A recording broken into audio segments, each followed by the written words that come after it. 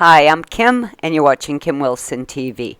My channel is dedicated to helping victims of narcissistic abuse get free and stay free.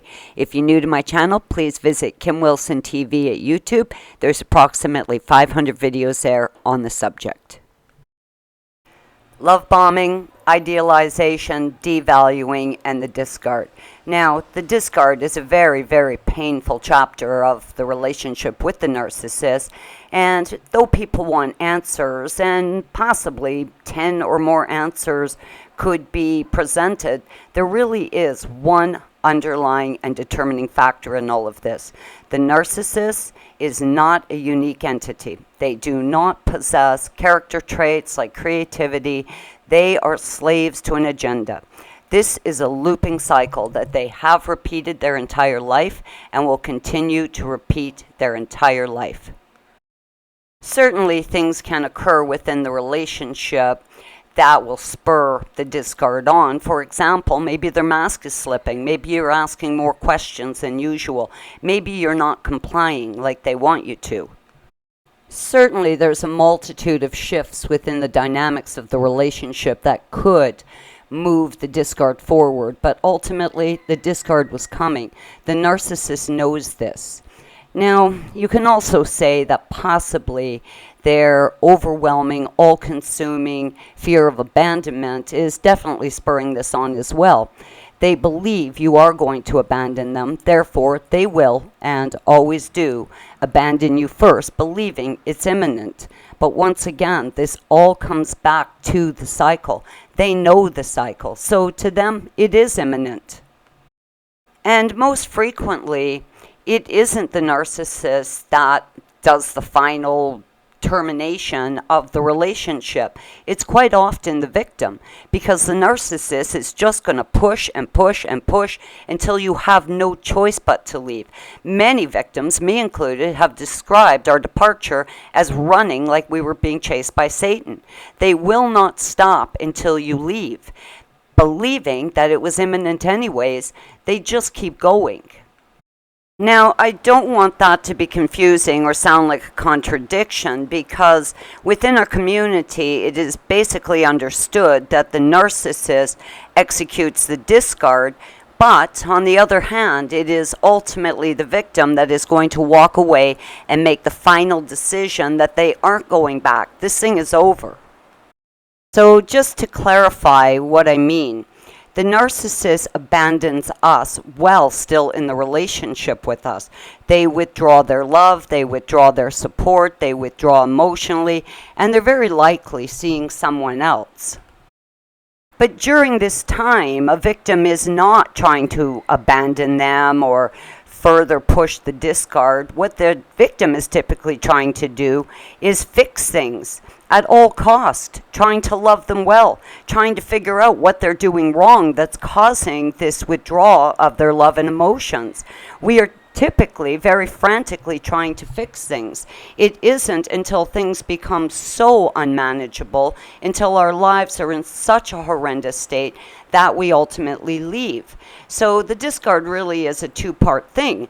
First, the narcissist abandons us on an emotional level, and then on a very physical level, we abandon them by leaving. And victims very, very frequently will push way beyond any normal time frame that they should have put up with this stuff, because they become so locked on to fix it, to repair the damage, to improve themselves, because we've been told over and over again the problem is us. So we become very focused on being good partners to the narcissist while they have already emotionally left the room. It isn't until most victims are pushed to the outer limits that they do ultimately leave. And of course, the narcissist has just skipped off unscathed. Well, that's not the experience victims are having. They find their lives in absolute shambles. Every aspect of their life, of their being, of their self-esteem, their careers, everything has been affected. Their relationships with family and friends, they don't do the things they used to love to do anymore, but now have adopted these new strange behaviors as a result of trying to accommodate these fiends. And you'd need an 18-wheel truck to haul away the amount of baggage a victim has. I mean, not only is your life in ruins, completely unrecognizable, you're looking in the mirror and don't even know who's looking back at you, but there's all sorts of strings left untied, so many threads that just seem to go to nowhere. There's no apology, there's no clarity, there's no closure. Just heartbroken, shaken, destabilized victims running for their life, going, what the heck just happened?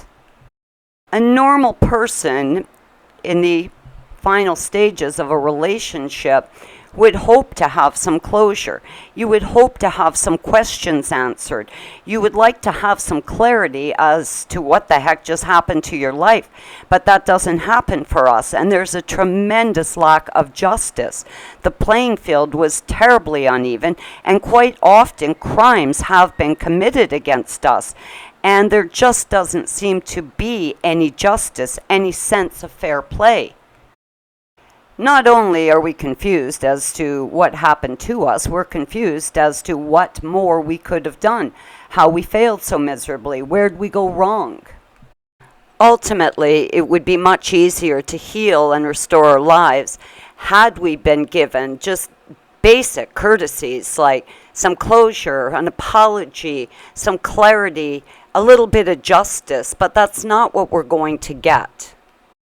There really is only two options. The first option is you're going to continue to wallow in it, continue to look for justice when there's none, continue to hope for a sincere apology from someone that's simply incapable of it because, first of all, they're not sorry, or you're going to accept that you have been a victim of a very diabolical scheme.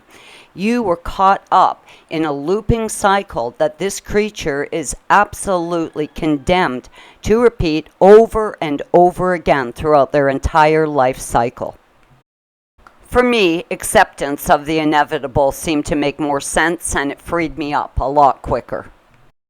Understanding that the narcissist is a slave to this cycle of abuse, to this love bombing, idealization, devaluing, discard, understanding that they are slaves to this really made it clear to me that this was an area I had no control over. If they can't control it, how the heck can we? Acceptance is the way forward. I'm Kim. You're watching Kim Wilson TV. I hope you're having a great narc-free day.